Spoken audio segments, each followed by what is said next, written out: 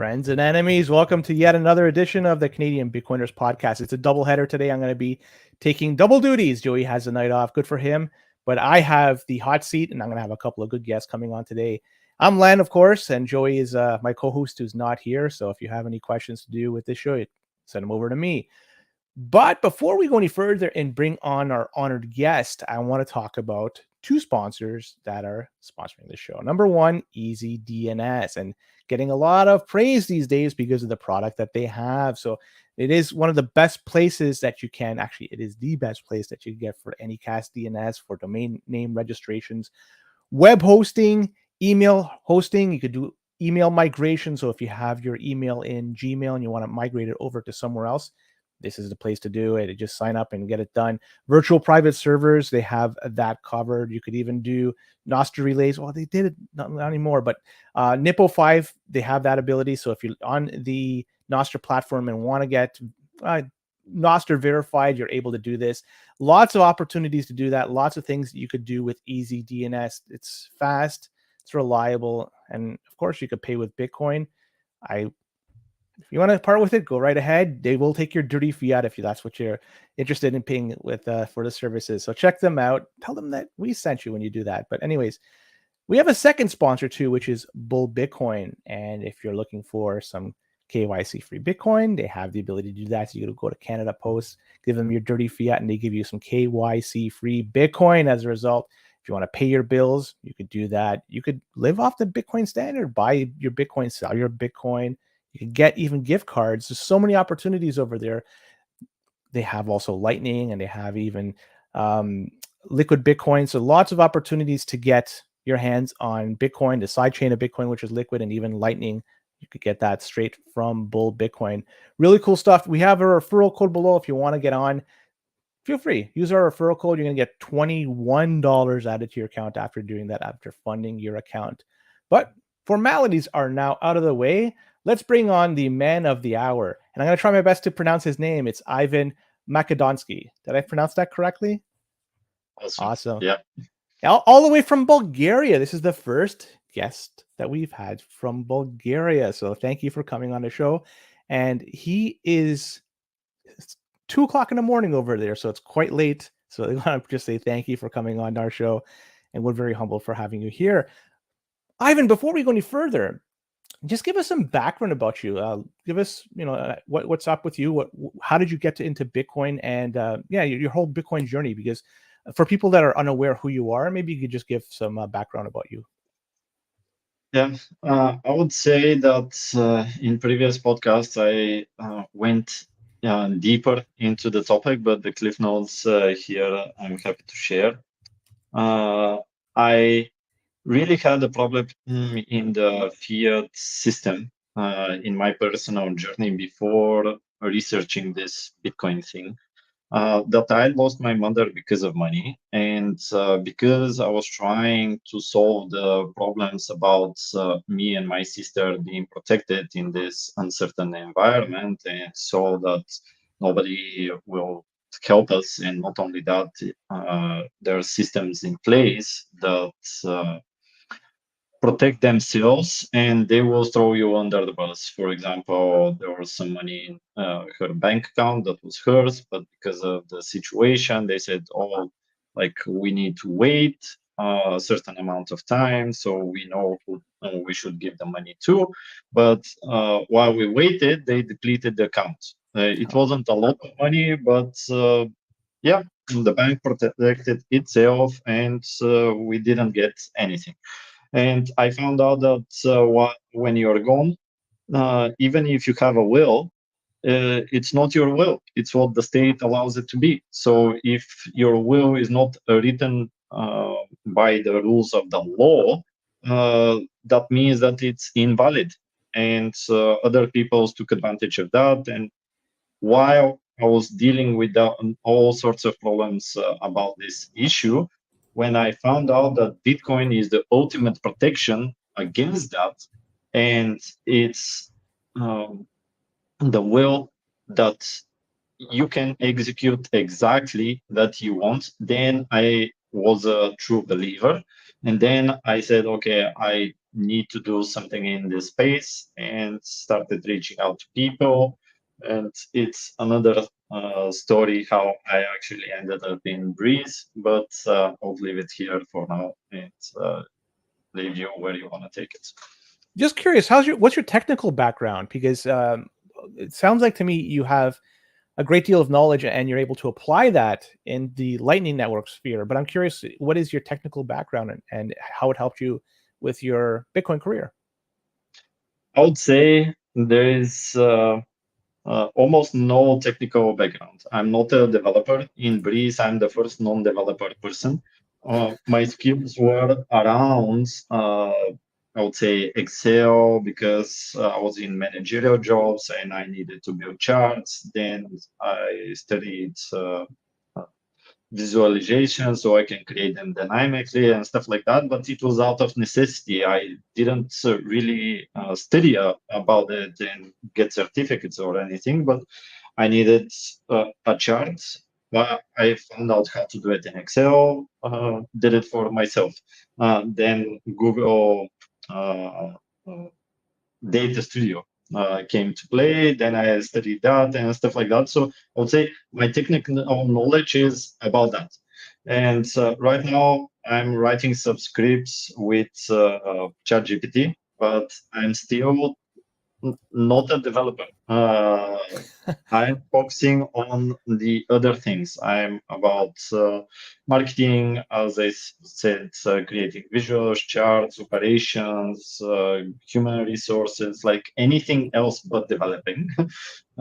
So yeah, that's my knowledge. And because Breeze needed that type of personality to help on that front, because there was only developers and the CEO was taking care of all of that. He was reaching out to people to find and to fill that role, so take off the load off his shoulders.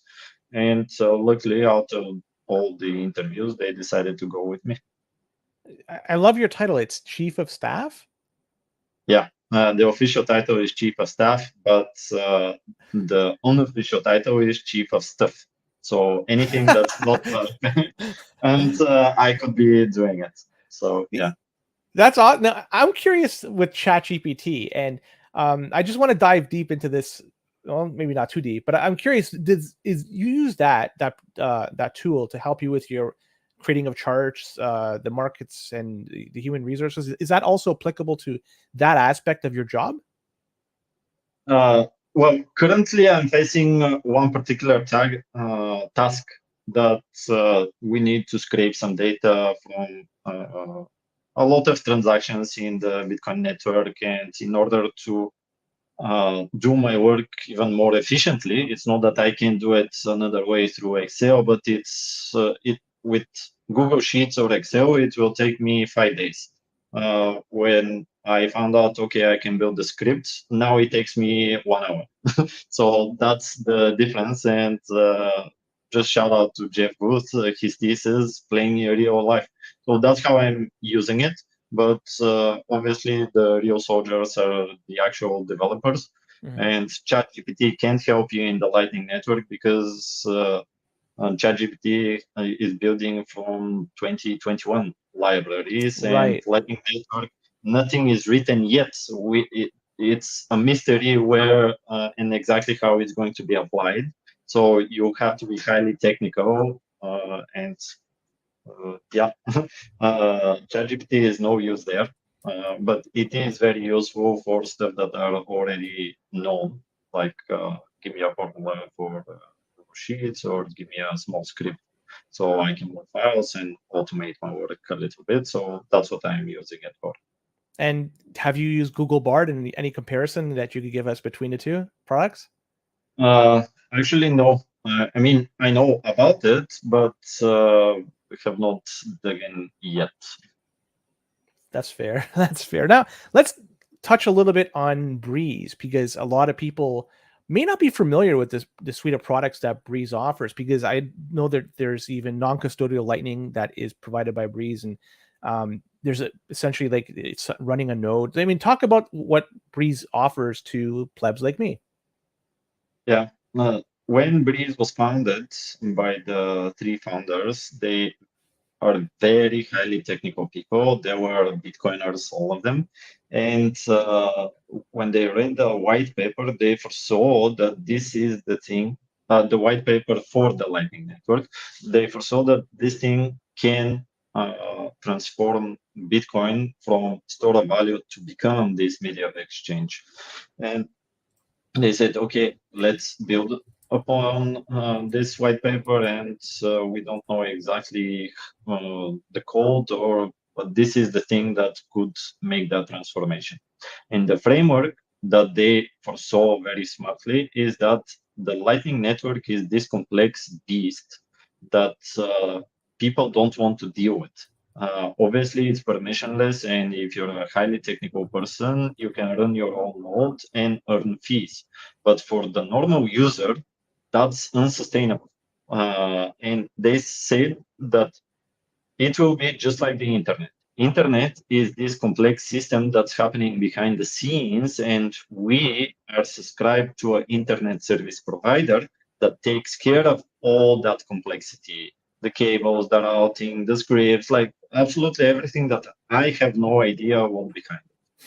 And through our devices, whether it's a laptop, we have a browser in it, whether it's a mobile device and another browser or an application, we access this complex system called the internet through these browsers. And that's how they actually coined the term Lightning service providers. In the future, and the need will grow more and more to build these Lightning service providers that are taking care of all that complexity in the Lightning network. But when you open one application or one extension in your browser or whatever it is, can connect very easily for the every pleb, so can access this network and send satoshis instantly and extremely cheaply. So that was the proper framework, like internet service providers and browsers, Lightning service providers and applications connected to the network. And that's how actually more and more people will get into this. And because we're not the only player in town, but we're building it a non-custodial way, now the custodial solutions feel the pressure of regulation, and they see what's happening in crypto. And the ethical people that are building on Bitcoin, and they build a custodial solution because it's less technically challenging. I would say this, but now because they foresee this future, okay, regulators will be coming to us, and we don't have a legal team that we can pay millions of dollars or to fight all those regulations and to comply with everything. We need to change our business to be non-custodial, so it's in cyberspace. It's in nobody's jurisdiction. There will be no KYC for any person, and people start reaching out and developing that future. So the next years, once the non-custodial ways become easier and more convenient than custodial ways, that's when the wave of people will join the Bitcoin network. And I am here for the human go up number in the network. So I'm very, very excited about it. I want you to describe for me this non-custodial product or the way non-custodial works with Lightning. It's easy to wrap my head, and I'm sure other people's head, around how it works with on-chain. You know, you have your private keys, and that enables you to access your Bitcoin. But with Lightning, for the most part, people are accustomed with custodial type services like Wallet of Satoshi or whatever, where you just simply log in and sign up and you get access to a wallet and it's done, and you could send and receive Bitcoin through that rather quickly and seamlessly. How does non-custodial work for Lightning, and could you describe it for the plebs out there? Yeah, most people know that Lightning works through setting up channels between peers. And the Lightning service provider actually takes care of opening the channels, closing the channels when it's needed or something happens. Also managing the inbound liquidity, because if I set up my own node, I have to send you some Satoshis on the other side of the channel so I can receive. So a Lightning service provider opens the channel and opens my own node, and they provide that liquidity so I can not only send, but I can also receive Satoshis in the network. And over a time of period, there is channel balancing that needs to happen in order to optimize your personal node. And again, if you're a highly technical person, this is a proper service that you can provide for yourself. And every single time when somebody uses one of your channels, so Satoshis comes through your node, you earn a small portion of that transaction. And that's where the Lightning service provider comes in. It takes care of all that opening node, opening a channel, managing the channel, the inbound liquidity, sending on-chain interoperability, so you can receive funds this way. All that complexity you don't need to think about in the Breez application and in other non-custodial. But there is a little bit of a trade-off. Now, the trade-off is because you don't take care of all that management, you don't earn those fees, but the Lightning service provider, because they're offering that service, they take care. They take the fees. You just click send Satoshis, receive Satoshis. That is it. And the only thing that I would say currently in the space that the custodial solutions have over the non-custodial is sending to a Lightning address. And once the Lightning network solves asynchronous payments, which means that I can send Satoshi and on the other side, the receiver doesn't have to be online, then even that will come into non-custodial solutions. And you can set up your node and you can set up with the Lightning address. And now absolutely all the features will be on the non-custodial solutions, and all the money are in your node. The keys are on your side, and yeah, it's very interesting. I would say next 12 months, because I think probably in the 12 months it will be solved, that issue. And we will see a big migration of custodial solutions reaching out and transforming to become non-custodial. So I don't know if you kind of grasp it, but I'm happy to answer even more questions about it. Well, the one thing you mentioned that I really want to ask you about is sending Lightning payment when the recipient is not online. Technically, how is it going to be managed? Is it going to be held in some sort of repository until the recipient is sent online? I'm just trying to figure out the technicalities of this. Are you familiar with it, or is it still like truly a work in progress that there's no set way to fix this problem? I would say, based on what I non-technically can understand, that is the true goal. That how do you send the thing to the person that needs to receive it, and even it's not held into one of the intermediaries in the route. So based on what I know, is we're very close to solving that, but it needs to be stable enough. I don't know exactly how. Much more technical person than me needs to explain it, but that's the challenge for the non-custodial. The other thing is that custodial solutions don't pay. If I send you Satoshis to your just made account.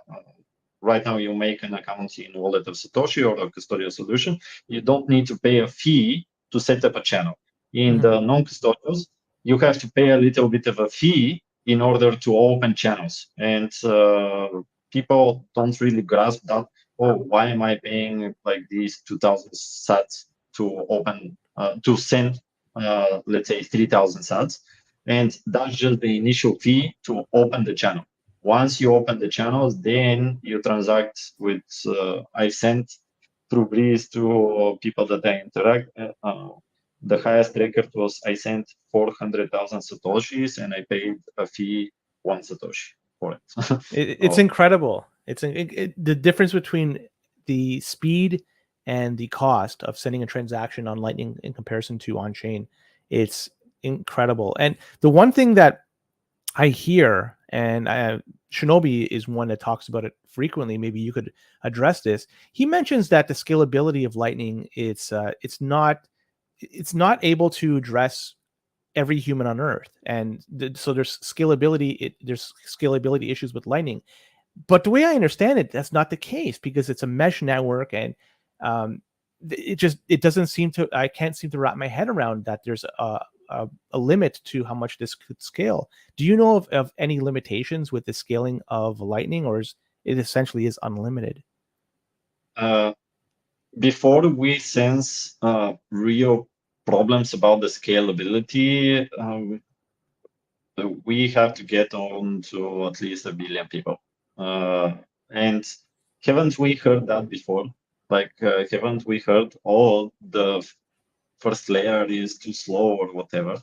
Like, when we face that challenge, we will build, whether it's a different approach to the Lightning Network or build a layer 3 or whatever it is, we will face even that challenge and build upon it. Just like 2 months ago, the fees on the first layer got so high, first time ever, and that affected the Lightning Network, and people thought, oh, Bitcoin was dead or whatever. And because of that pressure on the Lightning Network, every single person that is building on the Lightning Network was building on how do I make my product better in this stressful environment. And on the other side of that equation, the whole industry is a much better place because of that pressure. And I foresee the same thing happening when we start facing some of the challenges about scalability over billion people. But currently, we need to get to 10 million people using it currently. Maybe not 10 million, but let's say 100 million. And then we need to 10x that to even start thinking about this. But people start thinking even from now. But we have to fix the reliability currently and to really make it a non-custodial way. Because if I can send you on the other side of the planet in just 2 seconds a payment that only you and I, and in this case, people that are watching the podcast know, but only you and I know. Nobody else is involved. Somebody else is facilitating the payment, and they take the transaction fee of whatever 0.02% of that transaction. Then it becomes a true global market. And just like in Canada, I can send those sats to Africa or the person next to me. And how do you stop that? How do you not see the value in that, especially in so many places? There's either a huge friction about sending the payment with high fees, or there's just a choke point where they don't allow you. And creates additional friction. Oh, who are you? Why do you want to take the money out of your bank account? And stuff like that. So, yeah. So with respect to reliability, have you been noticing that overall payments are more likely to succeed now than they were in the past? I mean, as I've been using Lightning for the past couple of years, it was still pretty good in the onset, but I find just over time and the last bunch of times I've used it, the rate of failure is very low. It's not zero, but it's getting closer to zero. And do you find that is the same thing for you? Yeah, absolutely. And I would say this, even the rate of failures now are because everybody is building so fast and into it. There are no standards. Like we started talking, is that because nobody built it before, that is the struggle. How do you actually create this thing that nobody made before? But if one company makes a leap forward, everybody else will leap forward with them. And this is a network effect, not only about the people sending, but in the companies building. Because most of the companies in the Bitcoin space are open source. And if somebody makes a breakthrough, that helps all of us, and we scale, whether on the reliability or the scaling of the thing. It's all good. And even if Bitcoin, let's say, shoots up 5x, now just because you will be sending a lesser amount in fiat denomination, that will actually improve reliability also, because failures happen with bigger payments. But if, let's say, the network can handle currently 4 million sats to reliably go anywhere, 4 million sats right now are what, maybe $2,000, maybe a little bit more. If that is not $2,000, but it's $20,000 because the price shooted up 10x and nothing changed, that will improve the reliability. So yeah. Is there any fear of centralization taking place within the Lightning Network? Because if you look at the stats, last time I checked a couple of months ago, there seems to be less and less nodes that were operational, and the nodes that were in operation, they were bigger and bigger. So it just seems like on the surface it was centralization taking place within Lightning. So is that a concern for you? Yes, it is a concern, and custodial solutions are also creating a very highly valued target. When the regulators stop and win the fight with crypto, then we'll start attacking the custodial solutions on Bitcoin, because that's the next target.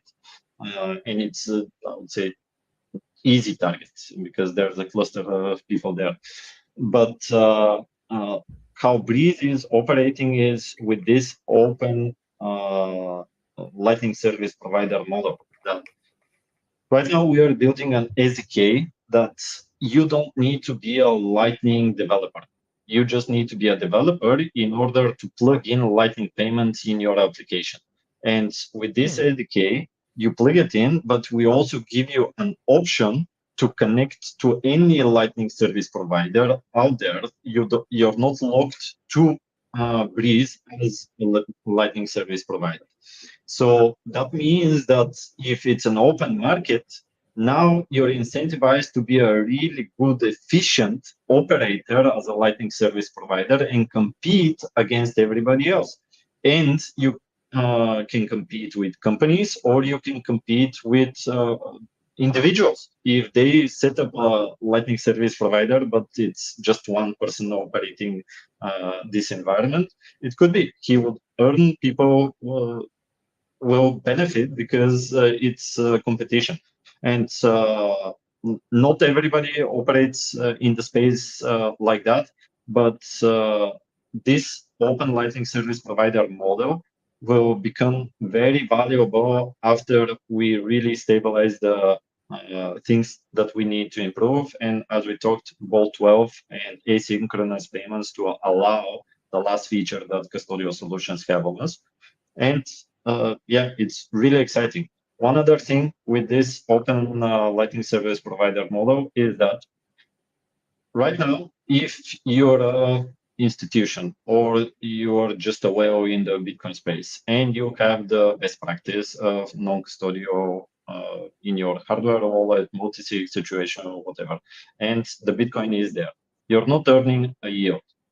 You're just holding, and that's the best practice. But at some point, Lightning service providers will earn yields, and also the Lightning network will want additional capacity in the network to increase the reliability, as we talked.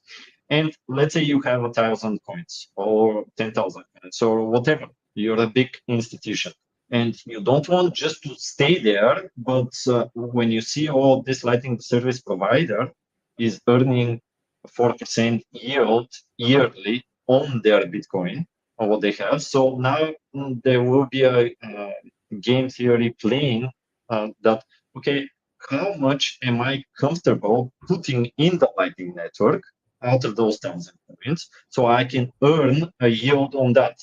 And again, you don't need to do anything other than setting it up on your personal node.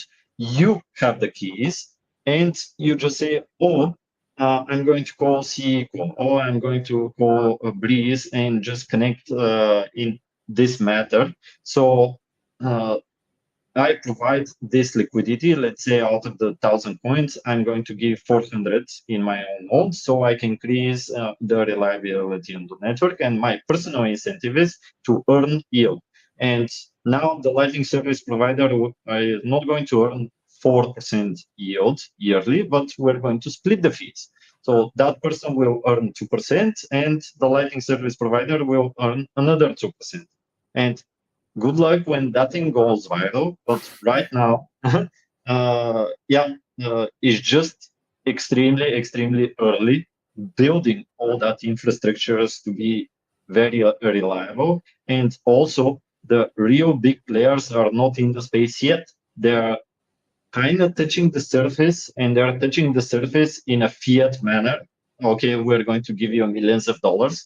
But once they start, oh, okay, I'm going to not give you millions of dollars, but I'm going to buy Bitcoin, and it's going to be in my possession, but I'm going to give it in such a way that when the Lightning service provider makes a payment, that payment goes through the Lightning service provider, gets the fee, then through that node of the 400 Bitcoin that I gave the example, he gets a fee, which is the yield. He doesn't take care again of any infrastructure, anything. He just earns yield. And it's extremely exciting, but we're not there yet. But we're getting there almost certain. So when you talk about yield, just to clarify, because people may be wondering or raising an eyebrow, it's not the same type of yield that is done on DeFi, where you simply lock it up and you stake it, so to speak. This is where you have it on your Lightning channel, your Lightning network, and your node, so to speak. And when there's payments that are routed through your Lightning node, you collect a small amount of those payments that are routed through. So that's the yield you're talking about. Is that correct? Yeah, exactly. As I talked, let's say I have Breez as the mobile wallet and even the podcasting player in it. If I boost some Satoshis to this podcast, you're going to receive it on the other end. But that payment goes through different nodes. It's going to absolutely go through my Breez node that I'm connected through the Lightning service provider. And let's say I'm sending you 1,000 sats. Breez is going to take, let's say, 1 sat out of that. If there's another node that the payment goes through, they're going to say, okay, I want 2 more sats, and then it ends up on your end. And I'm paying the fee to get to you. There is no inflation in the system. It is within the 21 million Bitcoin. Everybody is paying for the service to pay what I need to pay. But it's not something on top of that, like, oh, I'm staking, and the system is creating inflation and pays you with that inflation. That's moronic. And that's why the crypto people are either lying to you that they're giving you yield. Yes, they might be giving you yield, but it costs them nothing, which means that the yield that you're earning, the value is nothing. And it's devaluing everybody in the network. But this is not devaluing anybody because it's the hard cap and I'm paying to go through all those nodes. And if somebody says, oh, why do I need to pay? Like, okay, you're paying anyway, like pay with the card. You're going to pay 10, 4%. like 10, no, definitely not 10, 100 times more. to route that payment, like 2-3% in the best case scenario. In the worst case, it's 8-9, and it's just ridiculous. So that's what I mean, a yield, an actual yield. And a yield goes to those nodes because they're providing the service to make the payment. If I don't want to pay the yield to those nodes, don't make any payments. Just hoard it and stay isolated, and good luck not using money.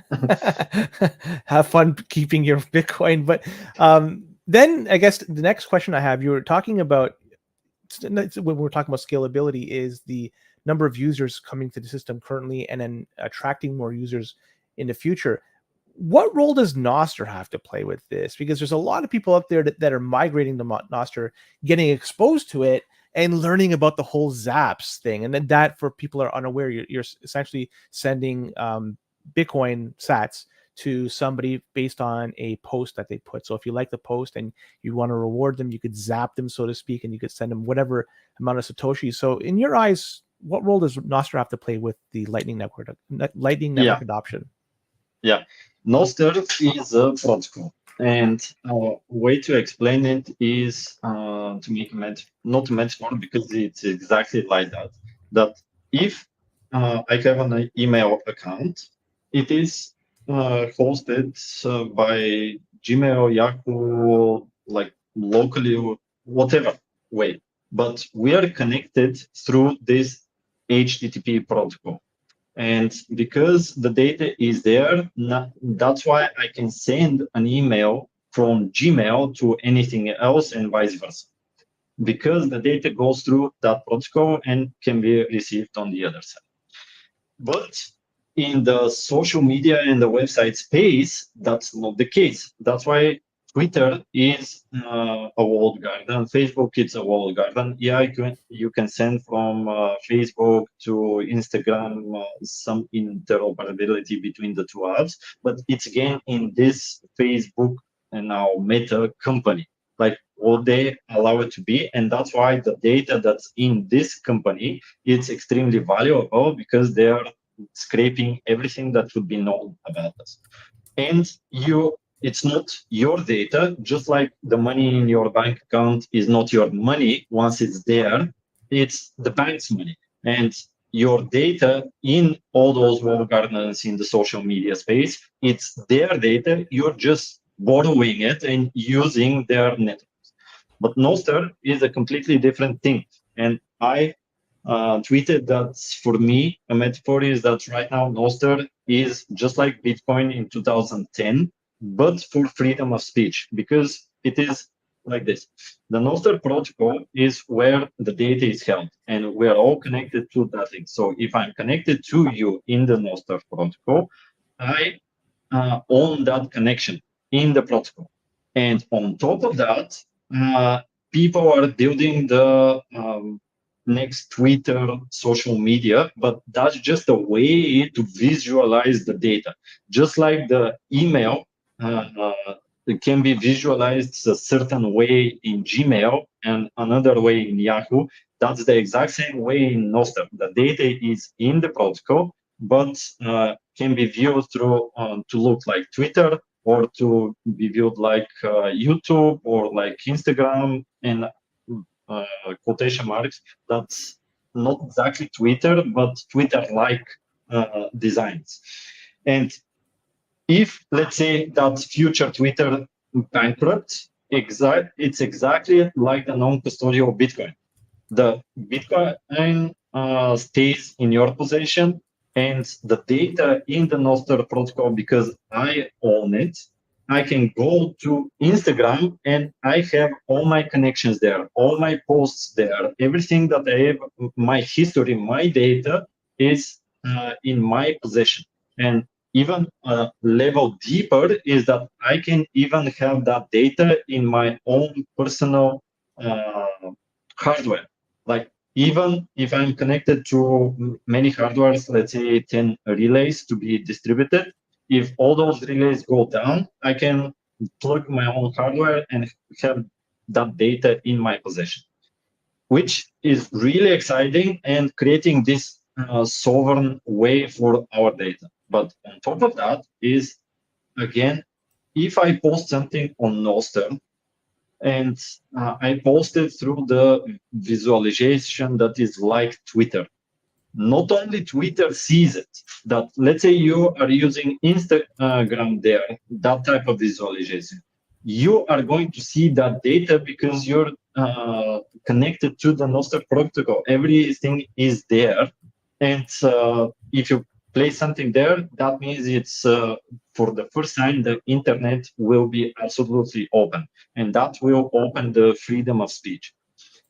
That is explaining the Nostr protocol. And where Bitcoin comes in, because it's built by Bitcoiners, you're not only sovereign about the data that you have there, but you're connecting your wallet also there. So just like the data is set there, you're coming with your own money. And you can, when people say zapping things, you can send with one click payment to anything that I like there. I like a meme, I send some Satoshis. I post something, people from everywhere, from Twitter, Instagram, YouTube, like visualization can zap me back or send me money for the value that I brought to them. And it's extremely exciting. It's much more buggy than what we're used to in the fiat social media. But it's absolutely, again, unstoppable. We even saw that 3 weeks ago, one of the applications was banned from Apple because they are sending payments, and they said, how do you dare send payments for digital content? You need to pay Apple 30%.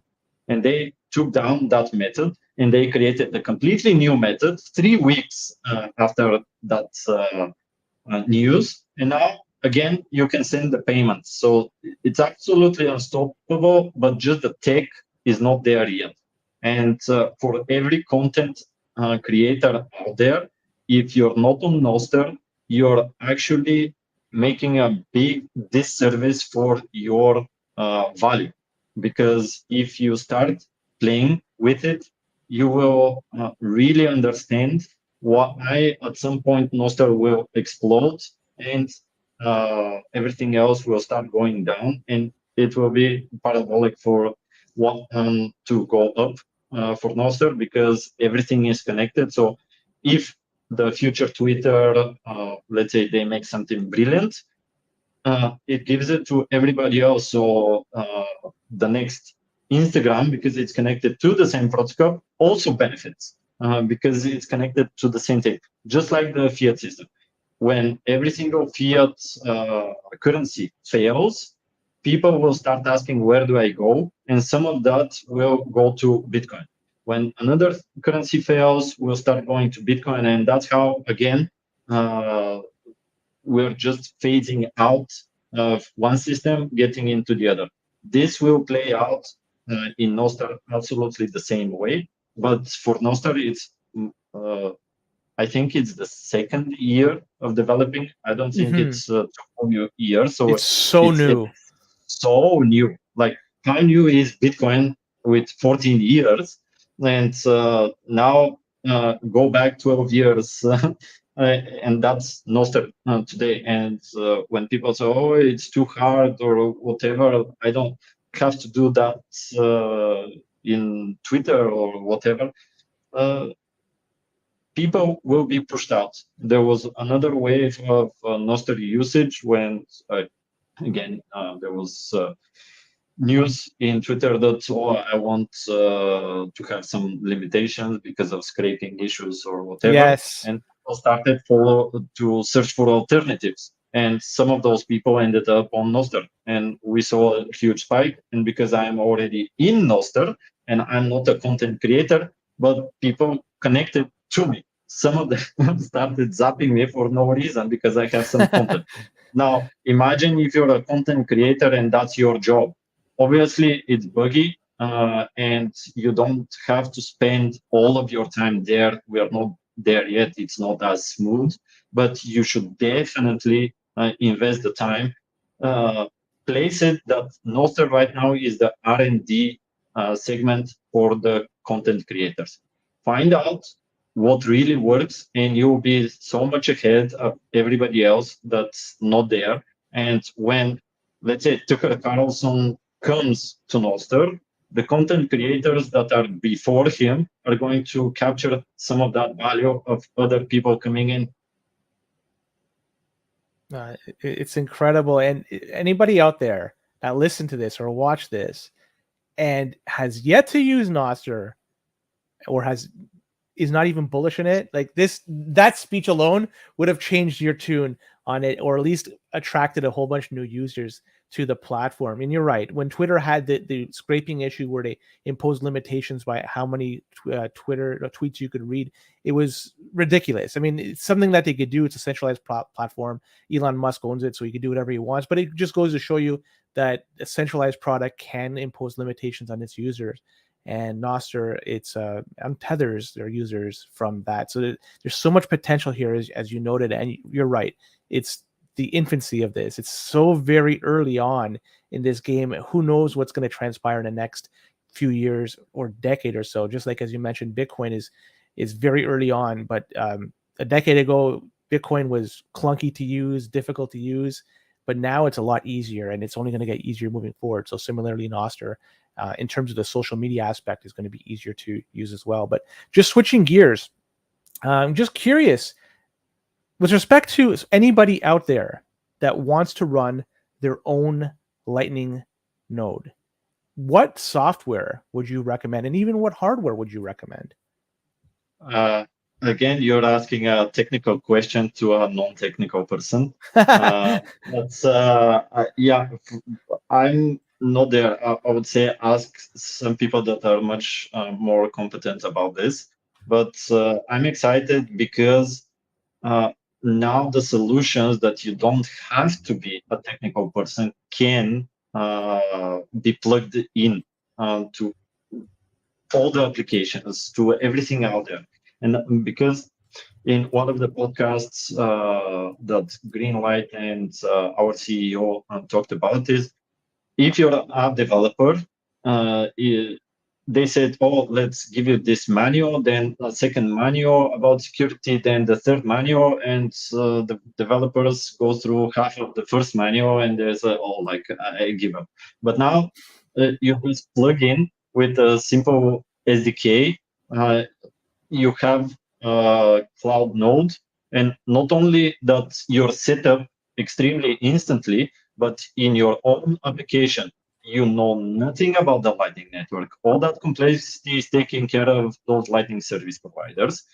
And now, for the users that are connected to that application, they can operate through the same balance. So that means that I can have the same balance in the Breez application, in the podcasting application, in the POS system, or anything else that is connected to the same balance. I can send. I don't have to have one balance in wallet of Satoshi, one balance in Phoenix, one balance in Breez, one balance in Aube, all those things. But everything is connected to the same balance. And for the users, will start very exciting will be because it will be competing on the fiat experience level.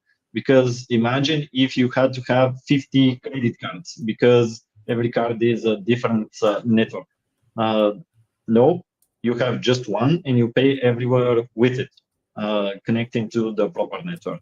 That is what is coming the next months and year in the Lightning space. And it's hugely exciting because the non-technical people will start building on it, and the non-technical users will experience the easiness of non-custodial Lightning Bitcoin, and they'll just start using it. They don't care about the complexity and ideology. They just I want to send money, and I'm able to do so, and I want to receive money. When we fix that experience to be extremely easy and extremely cheap, then the fiat payment system has absolutely no chance. We're going to crush it. It's a legacy system. It has decades, if not longer, of a head start. It has all this technical knowledge, all these people behind it, and all this political will and all this, and still it's going to lose because greed and centralization ultimately is going to take it down. That is too bad. Ivan, before we sign off, because it's getting kind of late and I have another interview in about 10 minutes time, just want to pass the baton over to you. Talk about anything you want, and also where people can find you if they want to reach you, have any questions, anything along those lines. So Ivan, the floor is your, actually, I'm going to make a call an audible here. Before we do that, we have somebody that wants to ask you a question. Ryan, the nuclear Bitcoiner, who I'm going to be interviewing in just a few minutes, asked me if he could pop on because he wants to ask you a question. Ryan, do you hear me? You can hear me all right? Cool. Yes, sir. Awesome. So Ryan has a question for you, Ivan. So Ryan, floor is yours, brother. Yeah, so I only caught the last 20 minutes or so. I jumped in at about 30 minutes when you were explaining about Breez and the Lightning service providers and how basically that's some way that people that amass a treasury of Bitcoin can put it to work somehow. What I'm up to is getting power providers and power generation owners to try and especially in the nuclear industry, to try and understand the value of Bitcoin in ways that they can use it once they begin mining it for themselves. So I was just wondering if like that was any thoughts on like power companies like basically becoming Lightning service providers in some way or shape, because they're going to become miners sooner or later. There is one company that is really optimizing the Lightning Network for that industry, everything in the power sector and the energy sector. Shout out to Sinota. And what they are building is, with the speed that you receive the energy, the electricity, they send with that same speed the Satoshis back or the payments back to them. And that's absolutely instant payments. And it will change absolutely everything. Just we're barely scratching the surface with the store value of Bitcoin. And just the instant settlement will change so much more to our behavior that people will stop receiving money for their time and receive a wage for doing, let's say, sitting on a chair and doing nothing. But if you do work, you receive money at that exact time. You send me energy, you receive Satoshi. You're a construction worker and you build a wall. When you're done building the wall, that's when you receive the money, not at the end of the day. And just that will completely switch everything. But definitely shout out to Sinota, and you should reach out and ask them those questions. I would fail in comparison to their expertise. Yeah, I actually had an opportunity to speak with Austin when I met him at Adopting Bitcoin, and we were talking about how it can be applied to different utilities and all throughout the value chain of an electrical generation system, along with the distribution and the transmission. And like if people own different parts of that transmission, they can essentially create their own. It's essentially nodes and channels similar to how the Lightning Network works, except you're managing electricity. So yeah, that is interesting that we've kind of found a way that we can exchange the value in the opposite direction in real time as we're consuming electrons or countless other utilities, or like human capital and labor. Anything. Anything, absolutely anything. And and I would say that even the way that you explain it, they already have a business. They don't want to think, oh, what is this Lightning Network complexity? Oh, what is this payment network? Oh, I need to become an expert developer in this, but it's completely new. I don't know where to start from. They want to focus on providing energy. If you have a brick and mortar shop and you sell fashion, you want to focus on that. And that's why we need so many more Lightning service providers to take care of that complexity for every single industry out there. And we're just barely scratching the surface now. And Did we lose him? Sorry? I still hear you. Yeah. Oh.